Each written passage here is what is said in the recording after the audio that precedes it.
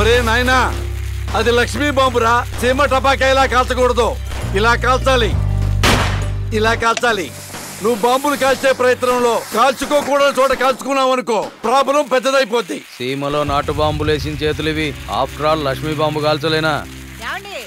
ఇతను సీమ నుంచి ఎందుకు వచ్చాడంట? పారిపోయి వచ్చావా? సీమ నుంచి పారిపోయి వచ్చావా? అమ్మా తులసి, తులసి ఏమైందండి? దేవుడా, మావిడికి ఏం కాకుండా చూడు.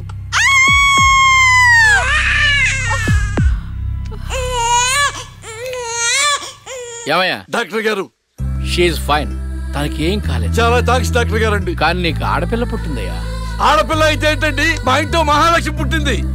కవల పిల్లలు పుట్టారు. అమ్మా, దీపావళికి డబుల్ బోనం సార్. ఆడపిల్లలైతే ఏంటి సార్ సంతోషం, చాలా సంతోషం సార్. కానీ ఒక పాపనే మేము రక్షించగలిగాం. రెండో పాప కడుపులోనే జాండీస్తో చనిపోయింది. నేను అక్కలాగే ఈ భూమి మీదకి వచ్చాను, కానీ నా దురదృష్టం పుట్టగానే చనిపోయాను. ఈ విషయం నా భార్యకు తెలియనివ్వకండి సార్. హాస్పిటల్లో అమ్మ వాళ్ళలో ప్రాణాలతో అక్క, శ్మశానంలో ప్రాణాలు లేని నా శరీరాన్ని నాన్న కప్పెడుతుంటే నాకు ఏడుపొచ్చింది. ఆ వయసులో ఏం జరుగుతుందో నాకు అర్థం కాలేదు, కానీ ఆ దేవుడు నాకు అన్యాయం చేశాడని నాకు అర్థమైంది.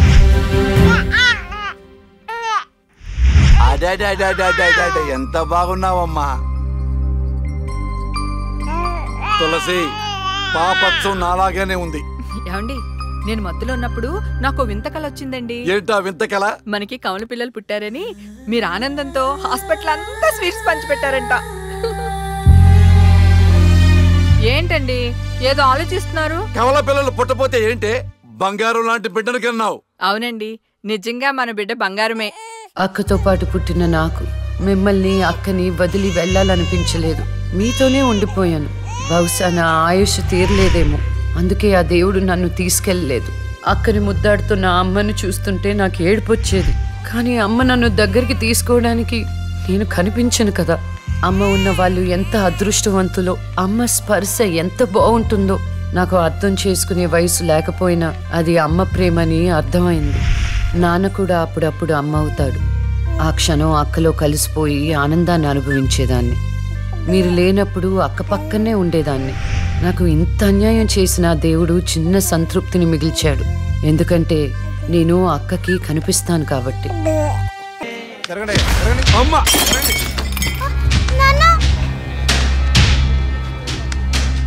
ఒకరోజు కోర్టులో నాన్నకి జరిగిన చిన్న అవమానానికి అక్కలో ఉన్న నేను జడ్జ్ అవ్వాలని నిర్ణయించుకున్నా. అక్క ఎక్కడున్నా నేను అక్కతో పాటే ఉండేదాన్ని. నేను తనకి కనిపిస్తానన్న విషయం అమ్మా నాన్నలతో చెప్పకూడదని ఇద్దరం ప్రామిస్ చేసుకున్నాం, ఎందుకంటే నన్ను పంపించేస్తారేమోనన్న భయం. అలా 7 సంవత్సరాల పాటు అక్క నేను కలిసి పెరిగాం. అమ్మా నాన్నల ప్రేమ నేను కూడా అక్కలాగే పొందాను. ఒకరోజు అక్కకి జ్వరం వస్తే డాక్టర్ దగ్గరికి వెళ్ళాం. పాపకి టాబ్లెట్లు వాడండి. చాలా సంతోషం డాక్టర్ గారు, వస్తాం. నమస్తే. రామ్మా. మీ పాప అండి? అవునమ్మా. ఎంత పెద్దదైపోయింది. మీ హాస్పిటల్లోనే కదా పురుడు పోశారు. ఉంటానమ్మా. ఆ తాగుబోతు డాక్టర్ ఆ రోజు తాగేసి పాపకు ఆపరేషన్ చేశాడు. పాపం ఆ పాప నరం కట్టయి చనిపోయింది. లేకపోతే ఆ పాపకి కవల చెల్లుండేది. ఇన్నాళ్ళు నాకు అన్యాయం చేసింది దేవుడు అనుకున్నాను, కాదు ఒక డాక్టర్. పాపా, నువ్వు ఈ టాబ్లెట్లు వేసుకుంటే అన్నీ తగ్గిపోతాయి నా బంగారం. కాదు నాన్న, యొక్క టాబ్లెట్ నాన్న, ప్లీజ్ నాన్న.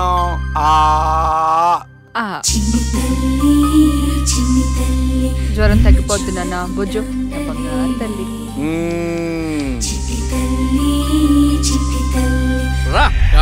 దండం పెడతాను. ఇక నా దగ్గర పని చేయాలంటే నాతో బోనే కొట్టించుకోవాలా? Come on darling.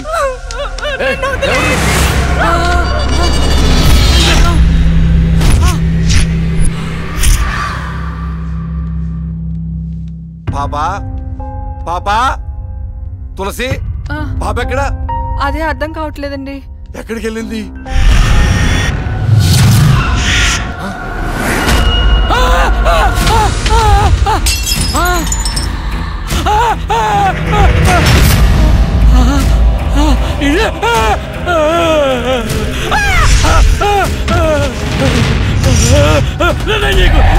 నీ దండ పెడతా.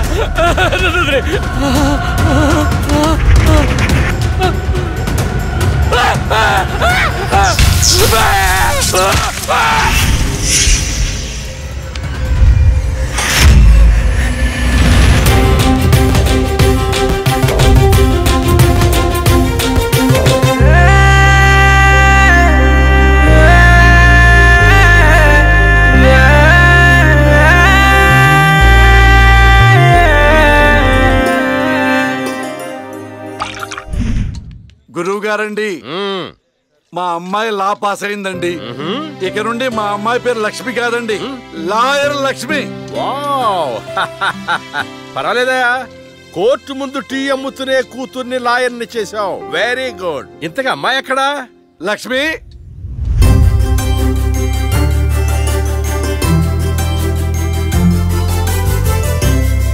ఏంటి నాన్న పిలిచారు? సార్ మా అమ్మాయి లక్ష్మి. నమస్కారం. అమ్మా నరసింహరావు గారని పెద్ద లాయరు. అవునా? వయసులోనా? కాదురా, మామూలుగా కూడా పెద్ద లాయరేనమ్మా. నేను మీ గురించి చాలా విన్నానండి. అంటే సాక్ష్యాలతో సంబంధం లేకుండా ఎలాగైనా కేసు మీ వైపు మలుచుకుంటారని విన్నాను. అదేనమ్మా లాయర్ తెలివితేటలు. అది సరే, ఇంతకీ నువ్వు సొంతగా ప్రాక్టీస్ చేద్దాం అనుకుంటున్నావా, లేక నాలాంటి వాడి దగ్గర అసిస్టెంట్ గా చేద్దాం అనుకుంటున్నావా? అంటే ఇంకొకరి దగ్గర చేస్తే వాళ్ళ ఇన్ఫ్లుయెన్స్ నా పైన పడుతుంది కదండి. అలా కాకుండా డైరెక్ట్ గా ప్రాక్టీస్ చేద్దామని అనుకుంటున్నాను. నేను నాలా ఉండాలని. వాయిస్ దేముంది సార్, మనుషులు అందరి దగ్గర ఉంటుంది. లాయర్ కి ఉండాల్సింది ఆనెస్టీ. అది నా దగ్గర ఉంది సార్. హానెస్టీ, నిజాయితీ. చూద్దాం నీ నిజాయితీతో ఎన్ని కేసులు గెలుస్తావో. All the best. అమ్మా చూసావా, నువ్వు నోరు తెరిస్తే అవతల వాడు నోరు ఎలా మూతపడిందో, కోర్టులో కూడా ఎలాగ చంపేయాలా. నాన్న నాకు మంచి చాయ్ పెట్టి. నా బంగారు తల్లికి మంచి చాయ్ రెడీ చేయరా. మా అమ్మాయి లాయర్ అయిందండి, తన పేరుతో అర్చన చేయించండి. అలాగేనమ్మా. శుక్లాం భరధరం విష్ణుం శశివర్ణం చతుర్భుజం ప్రసన్నవదనం ధ్యాయేత్ సర్వ విఘ్నోపశాంతయే ఇష్టకామ్యార్థ ఫల సిద్ధిరస్తు.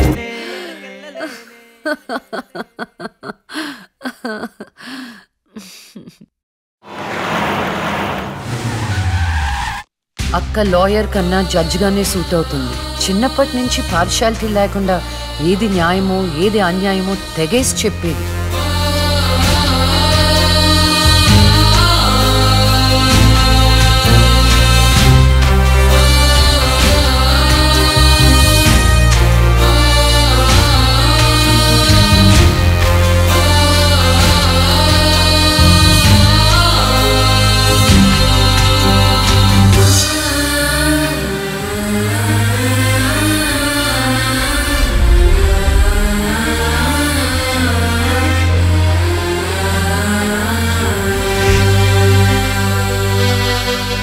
కూర్చోండి.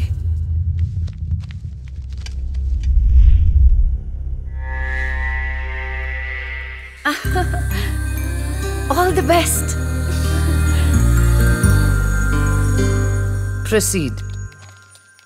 యువర్ ఆనర్, ఈ బోనులో ఉన్న రాజీవ్ అనే యువకుడు స్వయానా ఎమ్మెల్యే గారి ముద్దుల కొడుకు. వాళ్ళ నాన్నగారు అధికారంలో ఉన్నారన్న అహంకారంతో నడి రోడ్డు మీద ఒక యువతిని అందరూ చూస్తుండగానే తన కారులోకి లాగి మానభంగం చేశాడు. అంతేకాదు యువర్ ఆనర్, అదే కారుతో ఆ అమ్మాయిని గుద్ది చంపేశాడు యువర్ ఆనర్. ఈ ఘటన జరిగి 4 సంవత్సరాలు అవుతుంది. ఈ రాజీవే హంతకుడని అందరికీ తెలుసు, కానీ ఇంతవరకు నిందితుడికి శిక్ష పడలేదు your honour. Objection your honour. Objection sustained. Thank you. ఈ పేపర్లో టీవీల్లో వచ్చిన వార్తల ఆధారంగా శిక్షిస్తూ పోతే జైళ్లు నిండేవి యువర్ ఆనర్. ఈయన క్లయింట్ ఎమ్మెల్యే గారి కొడుకు అవటం వలన అతన్ని రాజకీయంగా దెబ్బ కొట్టాలనే ఉద్దేశంతో ఈ ప్రతిపక్షాలన్నీ ఏకమై ఈ ఛానళ్ల వాళ్ళతో కలిసి పనిన కుట్ర మాత్రమే ఇది. ఈ రాజీవ్కి చనిపోయిన అమ్మాయికి ఎలాంటి సంబంధమూ లేదని తమరికి విన్నవించుకుంటూ అతన్ని నిర్దోషిగా భావిస్తారని ఆశిస్తున్నారు. That's all your honour. Objection your honour. ఇలాంటి వాళ్ళకి శిక్ష పడకపోతే ఎంతో మంది అమ్మాయిలు బలైపోతూనే ఉంటారు. నేను ఇదివరకు ఎన్నో సాక్ష్యాలను కోర్టులో ప్రవేశపెట్టడం జరిగింది యువర్ ఆనర్. దయచేసి మానవతా దృక్పథంతో ఆలోచించి జడ్జిమెంట్ ఇవ్వండి.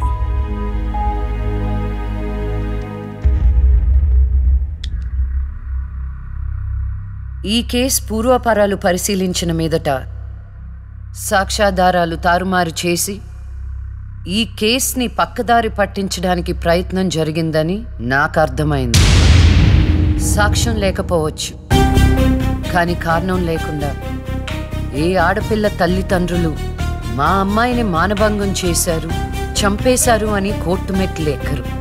కానీ ఈ తల్లిదండ్రులు 4 సంవత్సరాలుగా కోర్టు మెట్లు ఎక్కుతూనే ఉన్నారు. ఈ రోజు వరకు న్యాయం కోసం తిరిగి తిరిగి అలసిపోయిన వాళ్ళ కాళ్ళకి, నా తీర్పు కోసం ఎదురు చూస్తున్న వాళ్ళ కళ్ళకి విశ్రాంతి ఇవ్వాలని నిర్ణయించుకున్నాను. ఇక్కడున్న ప్రత్యక్ష సాక్ష్యాలను రాతపూర్వకంగా సాక్ష్యాధారాలని స్వీకరించండి.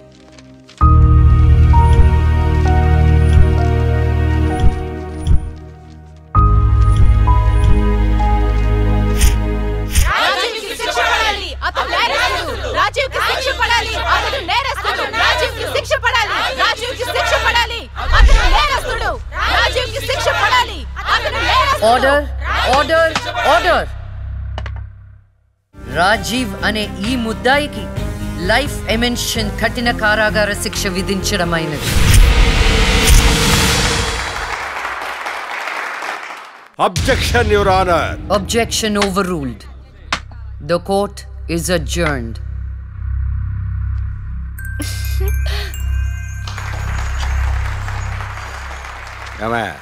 కొత్తగా వచ్చింది అంటే ఏ సీమ టపాకాయో శిశింద్రియో అనుకున్నాం. లక్ష్మీ బాంబు. జాగ్రత్తగా చెమటలు పట్టించేస్తుంది సార్.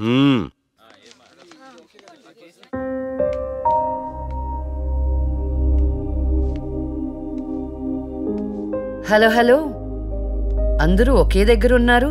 ఏంటి స్పెషల్? చేపల పులుసు మేడం. తినండి తినండి.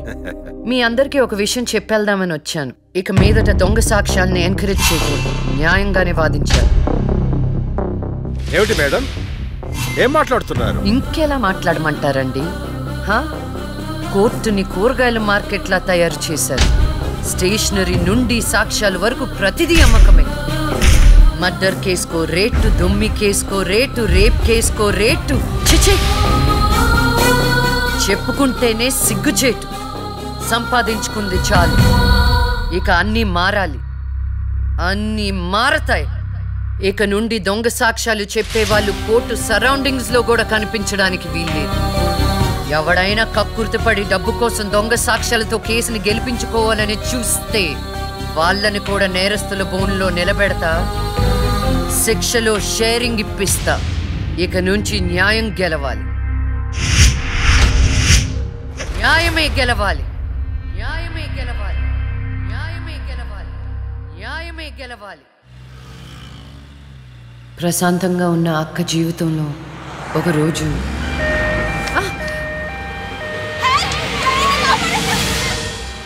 అంబులెన్స్ లో అమ్మాయిల ఫాలో అవ్వ. జాగ్రత్త.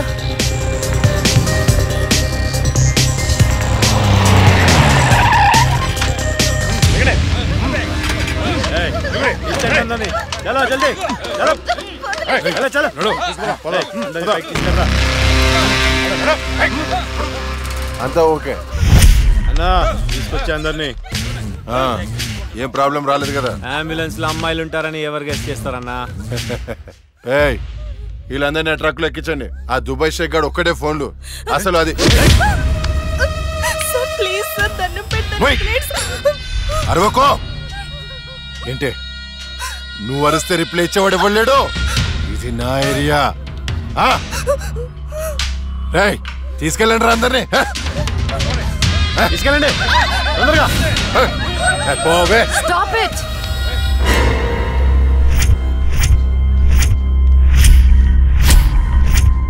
ఇవ్వచ్చువే నువ్వు. అది తర్వాత. హాస్పిటల్ కి వెళ్లాల్సిన బండి ఇక్కడికి వచ్చింది ఏంటి? ఏంటి పాప క్లారిఫికేషన్ కావాలంట? రే ఇచ్చేయండి రా. అమ్మాయే కదా అని అలుసుగా చూస్తున్నారేమో. లక్ష్మి, జస్టిస్ లక్ష్మి ఆవేశపడి అటాక్లు చేశారో ఆక్సిజన్ ఆగిపోద్ది. Arrest him.